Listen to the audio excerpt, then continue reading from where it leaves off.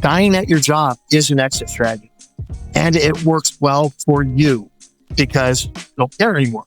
It's horrible for everybody else. The people left behind, whether it be family, employees, clients, vendors, it's total chaos. And that's just not a good way to go.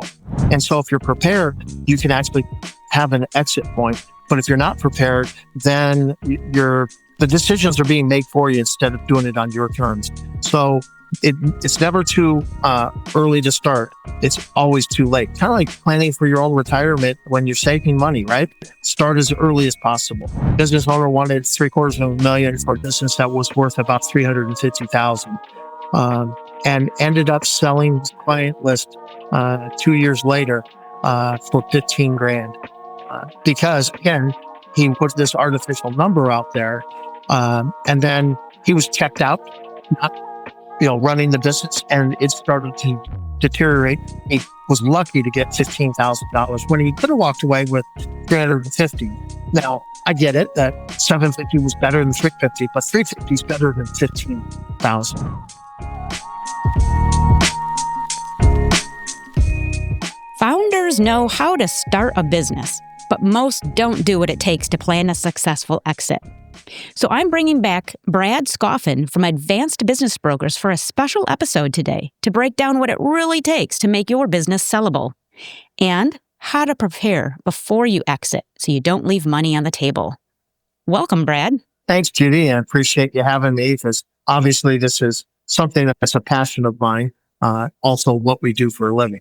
Let's just kick it off with, the early preparation. How far in advance should an owner start to prepare their business for sale? Well, and that's a great question. And let's kind of reset this a little bit. It's not just for sale. Any transition, whether you want to give it to your kids, sell it to your kids, transfer it to employees, anything that makes it easier for that transition plan. And when should you start? Honestly, as soon as you start a business, you should have an exit in mind and how you might exit. That will change every 3 to 5 years, so revisit it. But you never know when an exit's going to be thrust upon you. Could be a health issue, could be some other change in circumstance. And so if you're prepared, you can actually have an exit point. But if you're not prepared, then the decisions are being made for you instead of doing it on your terms. So it's never too early to start. It's always too late. Kind of like planning for your own retirement when you're saving money, right?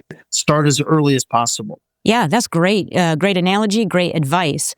So why do you feel that most entrepreneurs, founders, business owners, why do they fail to think about the end? Well, one, when you're starting off, you're excited, right? So I'm not going to end. I'm going to be around for the next 20 years. Planning for it doesn't mean it's going to happen. It's kind of like buying life insurance doesn't mean you're planning to die tomorrow. But if something happened, what are the steps in place to protect those behind? There's nothing worse than leaving a business and having it be left in chaos. And again, you never know when that exit is going to come. Hopefully it's a planned exit into retirement. But even those that start to see that road still fail to plan because they're so busy and distracted on working in the business instead of on it, that they don't put those steps in place. And one thing that I want to throw out there is that if you actually run a business so that it is something that could be transferred or sold, you will end up running it better, finding more time, making more money. And I don't know any business owner that doesn't want more time and more money, because that's the reason we're in business, right? And then you can do more good, whether that's more money for your family or to be philanthropic or whatever. So that statement that you just made was, in my opinion, very powerful, but paint that picture a little bit deeper. When you say that when people prepare for the end, they actually become more successful, go a little bit deeper into that and what that means. Yeah, so there's different reasons for this, but there's two things that will affect the business's ability to transfer and or bring down its value. So if you improve these two things, it improves the business. But the two things are the owner is usually too big a part of the business. So we call it owner-centric. but every decision and everything flows through the owner. It's great for your ego. It's efficient for making decisions. It's horrible for value. So the way that you need to get to where the business can run without you by having a team, a management team. That's usually the biggest restrictor. I have a business right now, guys making great money, but he is the only person at the top. And so his kids don't want the business because they don't want his job. He makes over $1 million a year. Okay. If he'd spend some of that and actually hire a CEO, a CFO, a COO, he's got 80 employees. It's not a small company. Yet he is the only decision maker. If something were to happen to him tomorrow, it'd be in total chaos. Now, again, I always joke with people that everybody's going to exit their business someday. That's it. Unless you know something I don't know, we're all going to leave this world someday. And I'd rather leave on my terms. Dying at your job is an exit strategy. And it works well for you because you don't care anymore. It's horrible for everybody else. The people left behind, whether it be family, employees, clients, vendors, it's total chaos. And that's just not a good way to go. So anyway, that's one way. The other things that when you actually plan for your exit, the thing that needs to be clean is your books, and starting to use your financial statements as a tool for business will lead to better decisions, better forecasting, and better direction down the road. Whereas most people, their financials are just a necessary evil to do their taxes. And it's so much more than that. From a banking perspective, bankers see this all the time. But again, business owners are too busy with providing great customer service or quality product, and they don't look at the financials as a tool, or very few do. Interesting. Okay, so let's rewind just a bit. Yeah. Anybody who's going to sell a business or just start planning, you want to do it at minimum 3 to 5 years in advance, at minimum. But what kind of things can you actually change in that 3 to 5 year time span in preparation for a successful sale of the business or exit? Right. And this, if you're spot on. 3 to 5 years gives you runway where you can make effective changes. If you're looking to get out and sell and retire and you want this done by the end of the year or in the next 6 to 12 months, you're just going to be able to start documenting things and you're going to sell for whatever you're at. With 3 to 5 years, you can effectively make it so that it's easier to sell. Sometimes just easier to transition out of will be the difference between selling and not selling. It's still staggering out there. Of all the businesses brought to the market, only 20 to 30%, depending on the industry, actually sell. So the rest don't. And so what happens? They end up still working because nobody wants it, or they end up just closing the doors and liquidating assets. And that can be an efficient exit for that owner. But again, that's not great for the community. That's not great for clients, and that's not great for the employees. So, and that's usually not the path owners want to take, but it becomes the path that they have to take because when they get to the end, they haven't put a plan in place or made it sellable. Yeah. So what I'm hearing, the lack of planning literally is forcing their hand into quite potentially, like you said, a liquidation or just the doors are closing. That's that. And the end of your journey is done. So planning in advance absolutely leads to more options. More options lead to better choices and better outcomes. And, in that planning process, there's so many different avenues depending on the business. But we run into small businesses, again, family-run businesses. What happens when it's a husband-wife team or a husband-wife team and their kids working at the business and now they want to sell it and transfer it? Who's going to stay? Because, again, that's a concern from a buyer's perspective. What are the risks I'm taking on? And so looking at the team in place, and that's where, again, having a solid management team that's going to stay in place can help leverage you not only run your business better while you're still at the helm, but in transition, the person buying it has it already running and operating, and they can be an owner that's working on it, not in the business. Again, there's different levels. Are you selling a job? Are you selling an owner-operated business? Are you selling an investable, scalable business? And there's no wrong to any of those. It's just different levels.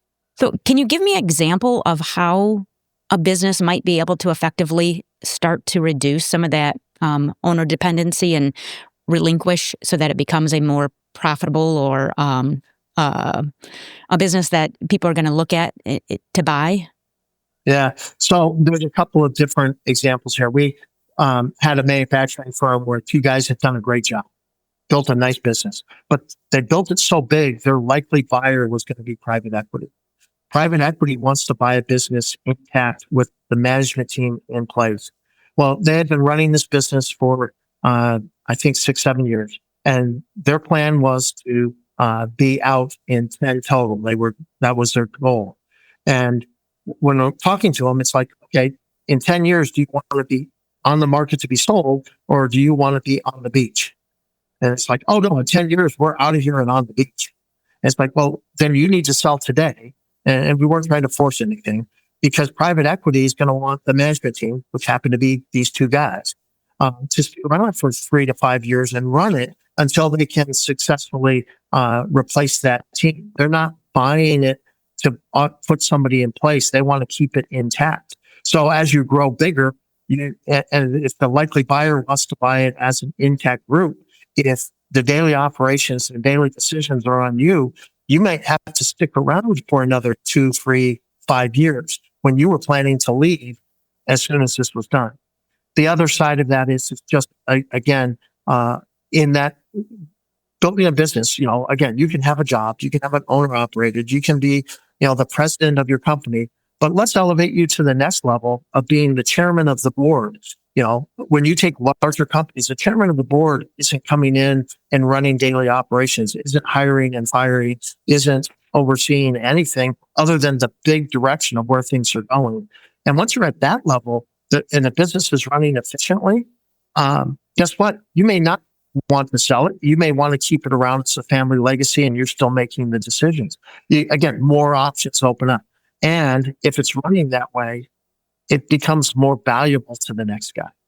So your value just went up. To get back to the guy that had a large business with 80 employees, his company was worth probably about 5-6 million because of where he was at. Had he put a management team in place, even though it would have reduced some of his cash flow to spend to hire people in that place, just doing exactly what he was doing with that management team would have probably doubled the value of the business.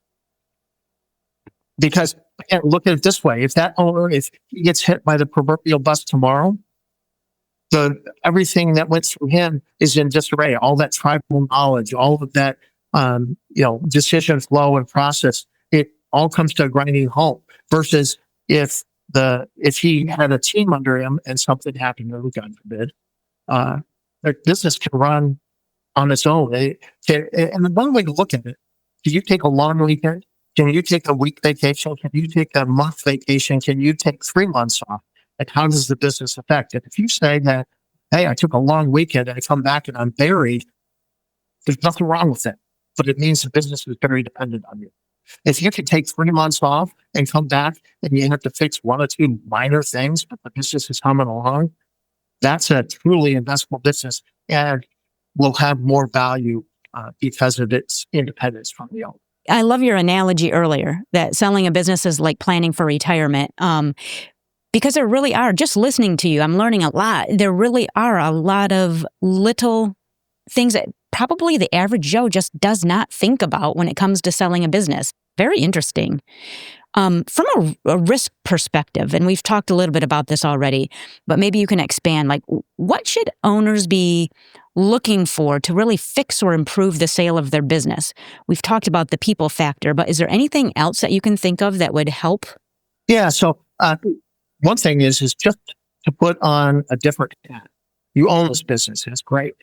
What if you were going to buy this business? What would scare you? What would you be concerned about?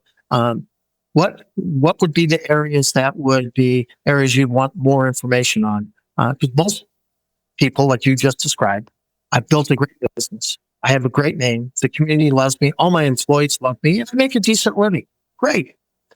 Buyer's going to come in and say, well, all this is at risk, especially if it's owner dependent. If you walk away, how many of those clients are still going to do business, or are they going to go because the owner goes? Uh, are the employees going to leave? And every business we work with, the owner wants to make sure their employees are taken care of, and they're worried that the buyer's going to come in and clean house. And it couldn't be more opposite than that. The buyer is worried that all these people are going to leave, and he wants to keep them all. So they're both actually want the same goal, yet they're fearful of the other. But some of the risks from an employee standpoint, are there any employees at risk? Meaning that if they're family members and they're also going to retire, those are things to start to address. But anything that could be a risk factor. Are there clients that are doing business because of you? If your client walks in the door and always asks for you, that's not good. You need to make sure that they're doing business with your company, not with you specifically. And doing that by having more people involved in the process, having them call on, your key salesperson or the whoever it is that should be their contact person is you, the founder. The more you can get yourself out of those daily needs, the better.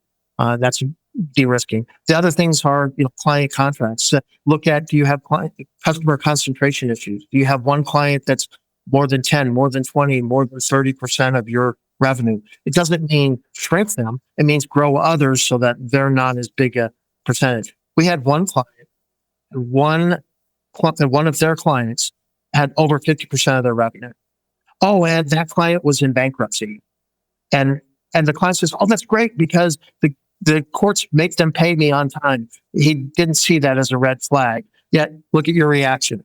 That's a red flag to any buyer, scare the bejeebers out of you, right? So those are the kinds of things, concentration issues on one client or even one industry. So right now, manufacturing is pretty hot, especially if you've got growth and sustainability and recurring revenue.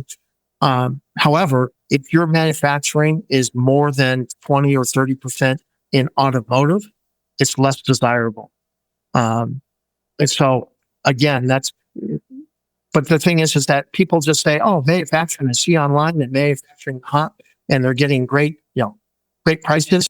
It's like, but they don't understand it, hey, yeah, but your 50% of your revenue is from, to Ford. That's not necessarily a good thing. So those are just things to look at. There's all sorts of different types of risk that you can go into, but it will be industry specific, buyer specific. Some of the other things that businesses don't look at is that they're humming along and doing great, but how much of their equipment is past usable life? And how much is going to need to be replaced? And so buyers got to look at, well, I'm going to have this huge capital expenditure down the road. And so I'm going to have to discount that because I need to plan for that. And again, the seller doesn't want to. It's like, hey, I've got a great business. I make a lot of money. I don't care what I have to spend in the future. That's your problem. But a buyer looks at it in a different way. What services can I expect you to provide me if I'm looking to sell in 5 years? If I'm call you up, what can a average company, what is your first steps? What services do you provide in step one of getting you prepared? One step that we always do, whether you're ready to sell today, 5 years from now, we can do a quick market assessment just to give you a guideline of, hey, in today's world, this is where the market's going to see your business and why. And also talk through, because it depends on size and industry and so forth, on who the likely buyers are for your business. So starting at the bottom rung, it's individual financial buyers. Judy, you want to buy a company and you've always liked XYZ industry, but you're limited by whatever borrowing power you have with a bank and so forth. So individual financial buyers tend to be the least value expansion. And then you start moving up to where there's investment groups and you have things called strategics, people in the industry, and then family offices, private equity. And each one of them will see value in a different realm and a different price tag. But the smaller you are, if you're really truly just a mom and pop business, the vast majority of that is going to be sold to just another person that's looking to start a company or start their empire, but they're going to start with a small business and try to grow it. And they're very limited. So again, we can talk through where that might be, because a lot of people think they're worth $10 million and we come in and unfortunately, I get to tell people that baby's ugly. I don't want to. I get it. You worked hard. You built a great name.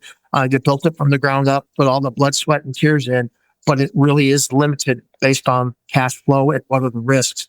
And being small, it's just a risk in and of itself. All of us that lived through COVID, how much did COVID affect businesses? And some of it was a positive effect and some of it was a huge negative, but that was something that was unplanned. And if you were small, it was hard to weather that storm. If you're $100 million company, it was just, yeah, it was an inconvenience, but you survived. But others didn't. Are sellers flexible, or do they kind of dig their heels in and really feel passionate about, or is there a way that you are able to let them see the light in that, like how do you meet in the middle with that? The perception of what it's worth and what it's really worth. So the answer is yes, yes, and yes. Are they receptive? Sometimes. Do they dig their heels in? Sometimes. Some just, I have people all the time say, I want 5 million. And I tell them they're worth 3. And they say, well, I'm going to find somebody that's going to sell me for 5. Just because you're listed for 5 doesn't mean you're going to sell for 5. And again, the challenge is in selling a business, both sides really have to like each other. It has to be a good fit because there is a transition period. It could be a couple months, could be a couple of years where you're working together or in connection to each other. And if one side feels slighted to the other, they're just not going to be as helpful. There's going to be animosity or friction from the get-go. And that, again, doesn't lead to good outcomes for either the seller or the buyer, depending on the terms. And that's something sellers need to get an understanding of it, and working with me will help them understand the market and how a deal might go down from a structure standpoint. It's not all just, here's a bunch of money up front, go away, and we're done.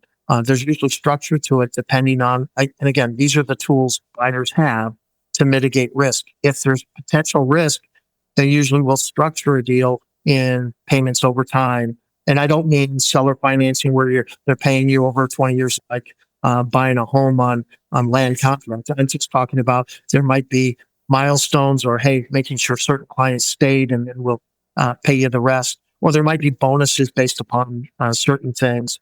And sellers don't want that. They want all their money up front. I just want to make sure it's done and in the bank. And the negotiation and understanding why sometimes it's needed to do that to get a deal done. That's our job. And then you asked about what services. So we help identify where they're at and they can decide where they need to be. And then I have a vast number of resources on growth consultants and efficiencies and cost reduction companies. I don't do all of that. My job truly is setting the right expectations and creating a marketing strategy to create the right buying pool, find the right fit, help them negotiate and get that deal done. But preparing all up to that, we have a number of people that do various types of consulting depending on what the business needs, including people that have a designation called CEPA, and it's for Certified Exit Planning. Okay. And so, again, that's somebody that is working with them 5 years plus to start making it and setting the path. And whether the exit's going to be to sell to employees or to sell to or pass on to a family member, we have plenty of consultants that do that help them build that track record. Because again, I just can't be the jack of all trades. My specialty is helping them actually get the deal done and across the finish line in a timely manner. And timely, it is a process. It's 6 months to a year to sell a business that's ready to be sold. Most people think, gosh, I have a buyer, I should be done in 30 days. It just doesn't happen that fast. When people come to buy the business, do they come in with a different business broker, almost like a different realtor that will then begin negotiations? Or is it very common for you to both represent the seller and the buyer of the business? That's a great question. And the challenge in the smaller market, there's challenges in the way the market's designed. So it's very similar to a real estate model and vastly different. We can go off on a tangent here. On larger deals in the true M&A world, you're selling a $50 million company. Each side hires their own advisors, a buy side and a sell side advisory firm.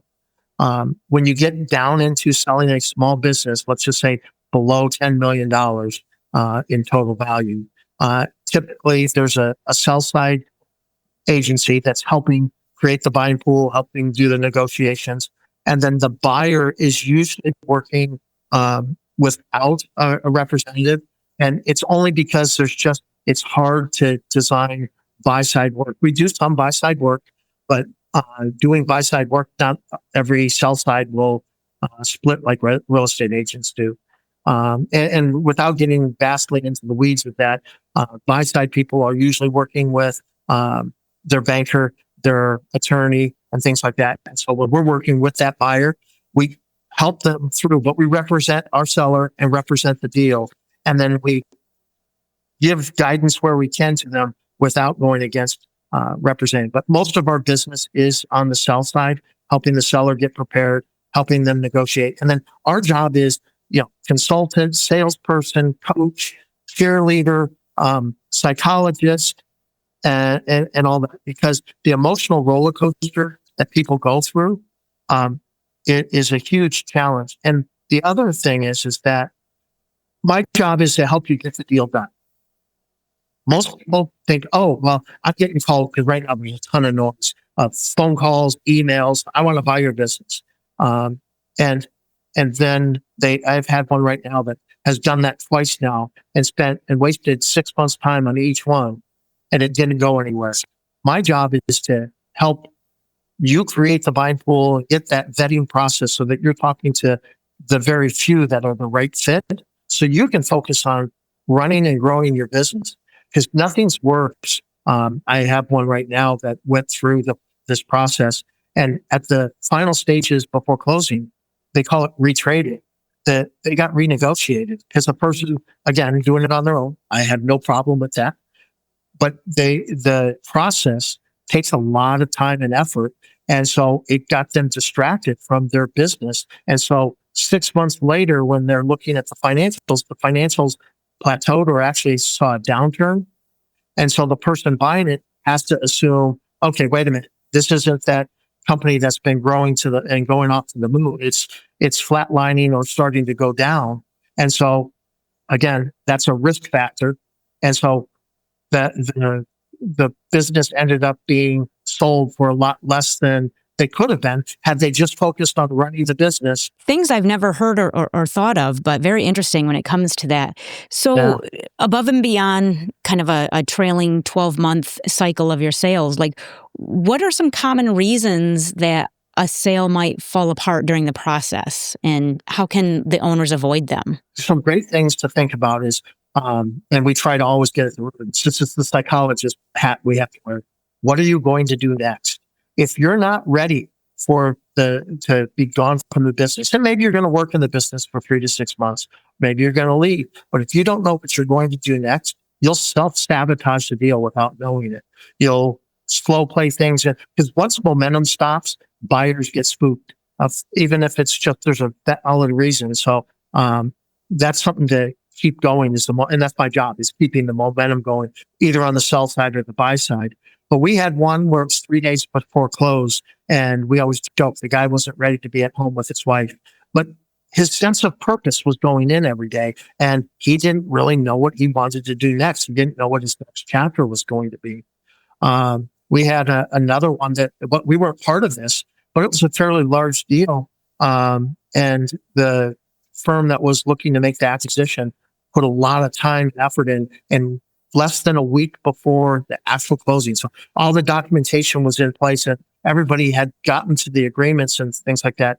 The deal blew up because, again, something just happened that spooked the seller, and the seller pulled out.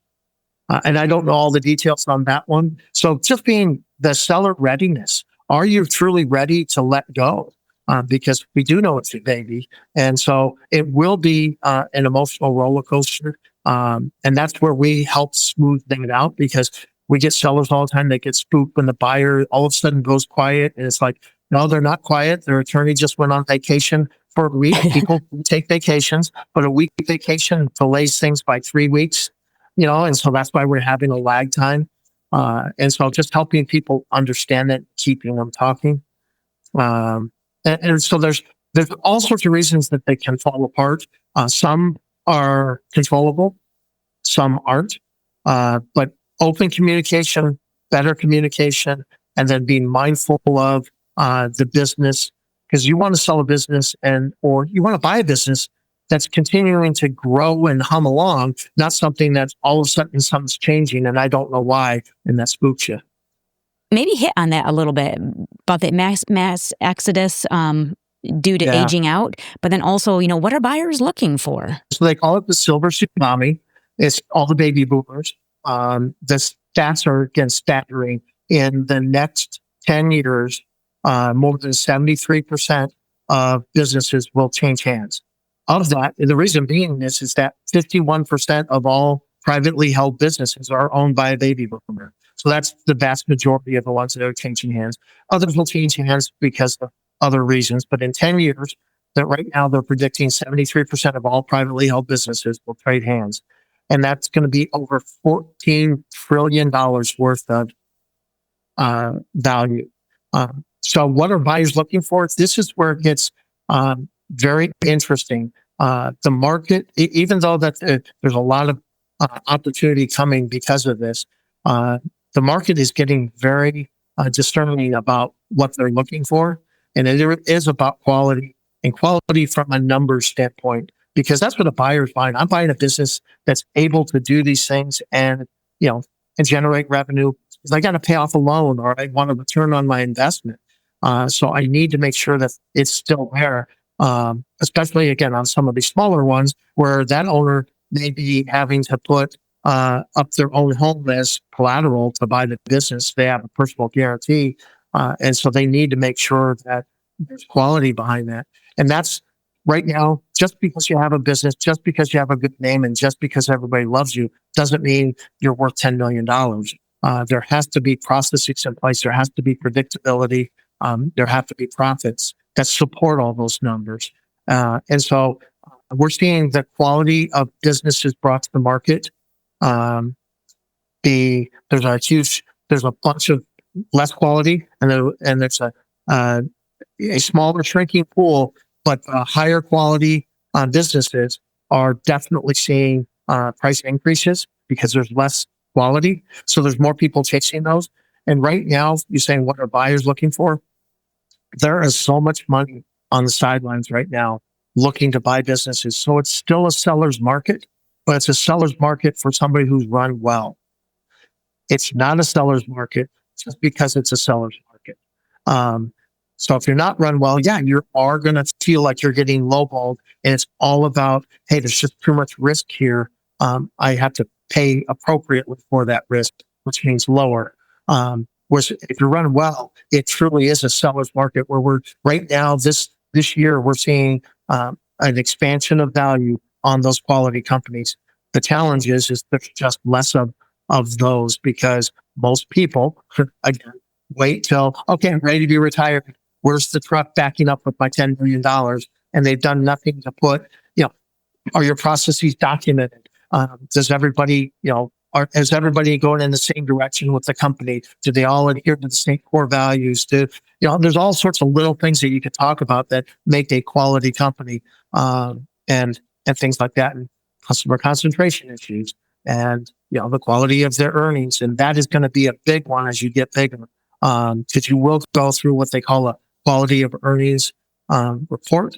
It's basically an audit. So with us, I think you referred to it as the silver tsunami, the mass exodus of all your baby boomers.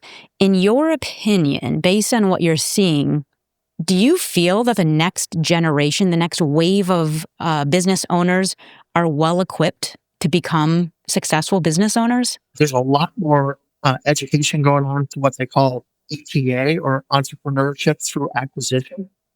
So you're seeing that being brought up at many college campuses.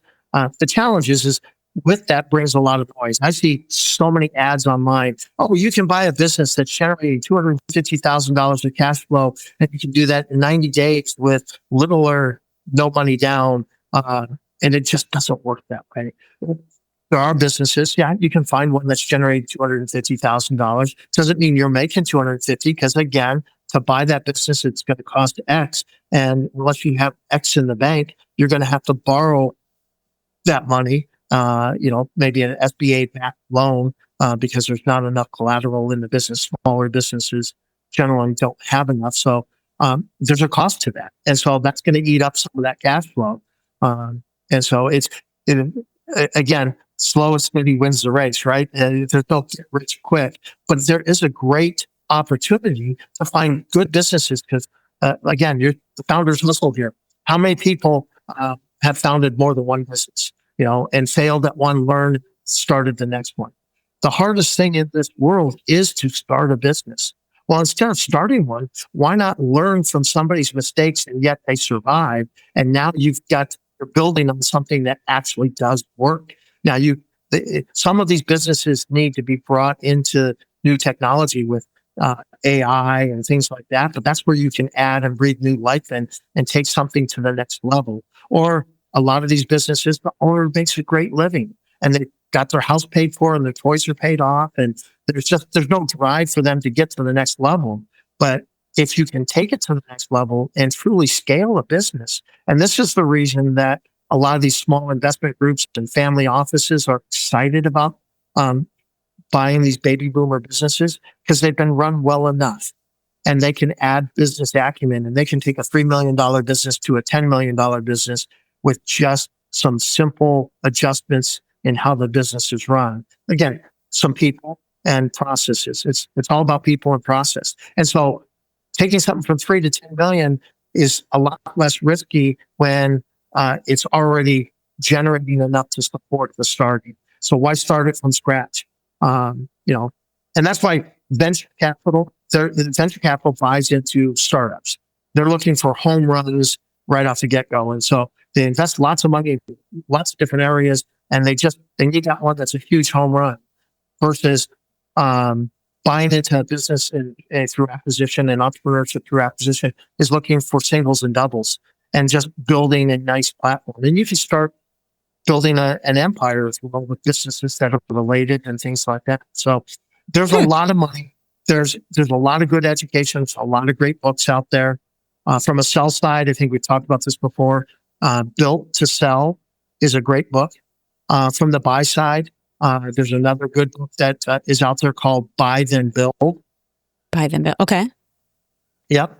And again, if you need to send you the names of the authors and things like that, they're great books. And none of this is rocket science. It's just looking at what makes sense. So buying a business, there are plenty of people that are well educated. There are plenty of people that aren't. I get calls all the time. I want to buy a business. What should I buy? I don't know. I don't know what all your skill sets are and things like that. Yeah. So let's talk about a few success stories. Like, can you share a success story of a business that maybe you facilitated that went really well, and what made it so successful? Yeah, great question. And we've got several. So I've got more stories on the ones that didn't go well and ones that did go well.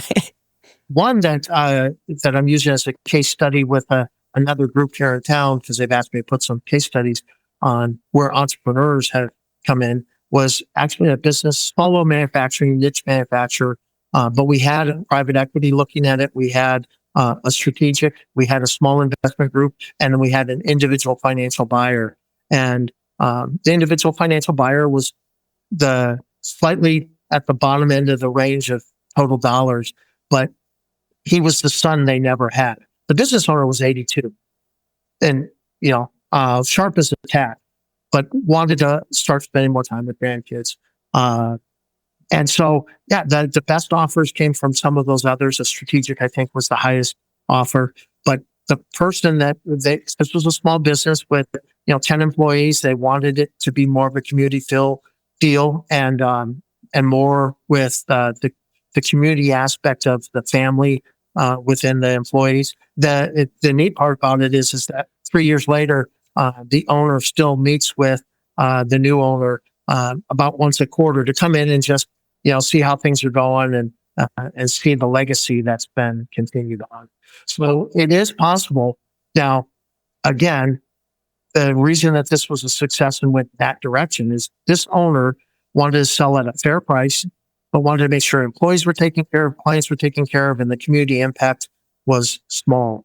If I get somebody who says, I want as much money as I can get as fast as possible, I get it, but they make the worst clients because the things that are driving the decisions, it's all about speed and money. And first of all, the faster you go doesn't usually lead to the highest price. And the person who's actually making a better total fit approach. Again, I want to sell. I want my employees taken care of. I want the clients taken care of. And I want this company to be around. Down the road, and I want to get a fair price. So again, I get it. They still deserve a fair price, but a fair price isn't what they want, need, and think they deserve. A fair price is what's supportable based upon the type of buyer. Because again, if you get an individual that's having to borrow a couple $1 million from the bank, and you add up what they're going to have to pay to the bank, they need a fair salary and a little bit in a reserve for some emergencies, and your cash flow doesn't come even up to that number, then it's in a debt spiral that it can't get out of. And that's the hard part, is for buyers to understand that, is that the next person isn't getting all of that cash flow. It's now being spent in debt service. So talk to me a little bit about a time that maybe you have a story of a business sale that fell apart or nearly fell apart because the owner made a mistake that kind of hurt the process. Something that will help the listeners here kind of learn from. So I have a couple of examples. One that never happened. The business owner wanted $750,000 for a business that was worth about $350,000, and ended up selling his client list 2 years later for $15,000, because again, he wanted, needed, and deserved. He put this artificial number out there, and then he was checked out, not running the business, and it started to deteriorate until he lost a couple key clients. His business wasn't worth hardly anything. And then he was lucky to get $15,000 when he could have walked away with $350,000. Now, I get it that $750,000 was better than $350,000, but $350,000 is better than $15,000. Had another one where owner had their own buyer and had approached us to help them. And they said, well, first we want to work through this buyer. And they worked on it. I thought the buyer they had been introduced to was an ideal fit. Great. They come to me and say, it's blown up. We're miles apart. I need you to help because we definitely need to keep this going, because they wanted to retire. And I just said, well, tell me where you're at with this one. Let me know. And they told me, and again, this came down to the communication just wasn't as cohesive as it needed to be. And they thought they were miles apart, yet they were inches apart.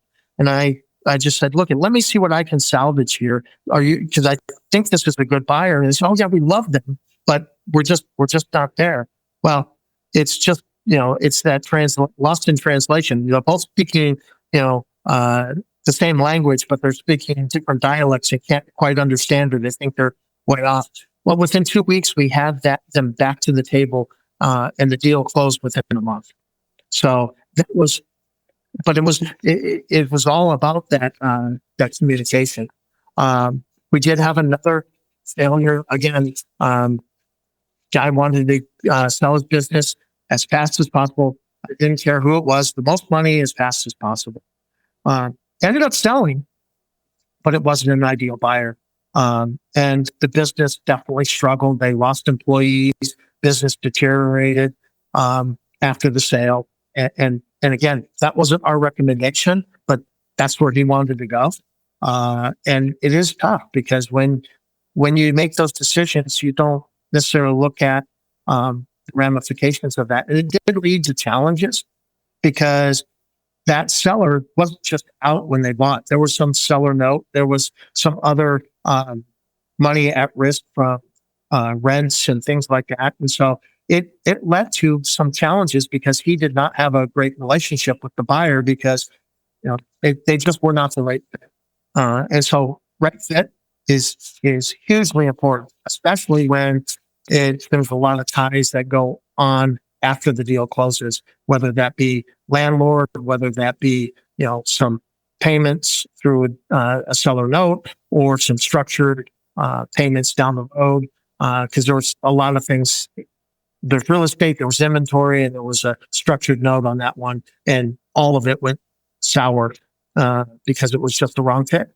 I personally don't ever really think about the right fit as being a part of the puzzle, if you will, to a successful business succeeding and carrying on their legacy. So let me give you one more analogy. I don't know if we've used this when we've talked before. So you brought up real estate. Because a lot of people, my world looks like the real estate world. Again, marketed totally differently because need for confidentiality and things like that. But think of it this way: if you were selling your house and you sold your house to somebody and they moved in and lived with you for 6 months, and then you moved out, do you want to sell it to just whoever, or do you want it to be somebody that you could actually get along with and live with? Because that's what selling a business is like. You are in partnership for they call it a transition period. It could be a couple of weeks, could be a couple of months, could be a couple of years. And so you need to like each other. And so it's like selling a house that the person comes and lives with you, and then you leave down the road. Actually, that puts everything all in perspective. Great analogy, and one to really sit on. Because I've never looked at it that way. So that's a really good. Yeah. So final advice to owners that are looking to sell. If somebody's looking to sell in 5 or more years, like what's the single most important advice that you would give them today to be successful? It comes down to 3 things, truly. On running a business, and it just makes it more simple, but people, process, and profit. You've got to have the right people in the right seats and be mindful of the team. And the more you build a management team and a team that allows you to leverage their expertise, and you can elevate yourself up and out of the business so that you're working on it. It just allows the business to run better. Process, again, I'm a very process-driven guy. The more that you can have good processes in place, makes a business more efficient, and also document so that the next owner can either improve those processes or at least know how it works. There's stuff that works, and if you have a key person that has it all in their head, well, if that key person leaves the company, it puts you at risk. So that's the things that you want to have documented. And then profit. And because every business needs to be mindful of making money, making a profit. We're not in this to be a nonprofit. We're in the business world to make money. Again, making money doesn't have to be about greed. It just means that you can do more good or that you can build more and make more. But companies, to stay healthy, has to make money.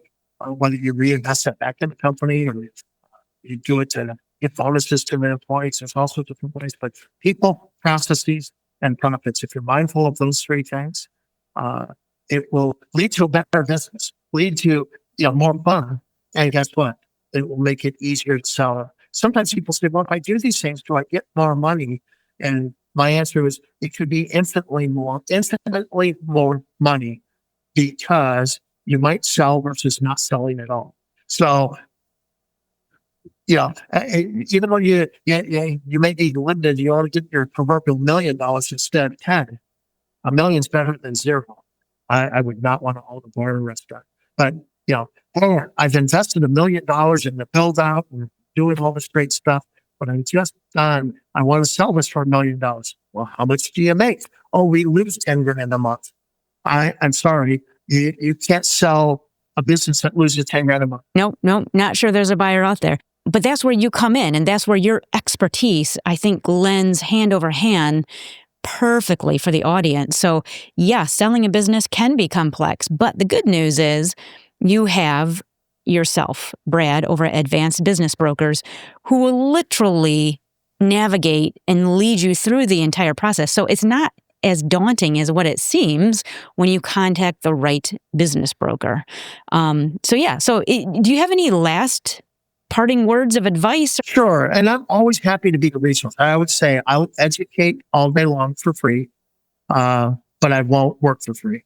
So if anybody ever has questions, I'm always happy to. And you're absolutely right. Having the right team when it comes to exit strategy or transitioning is worth its weight in gold. So it is a team sport. It's not just about broker. There's bankers, there's attorneys or CPAs. They all play a different role for different parts of this process.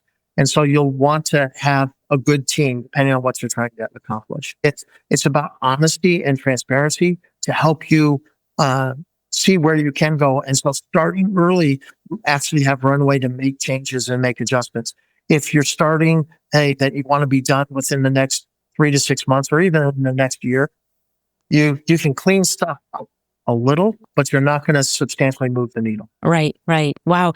Great advice. I love the education that you gave our listeners out here today. I truly hope that anybody looking to make a successful exit, who wants to make the most out of the sale of their business, that they listen, that they digest, and they realize they need to contact Brad at Advanced Business Brokers to help them be the best they possibly can. So one last shout out. How do we get a hold of you, Brad? Yeah, well, the easiest right now is I've been nicknamed Bowtie Brad. So Brad at bowtiebrad.com will forward to my actual work email.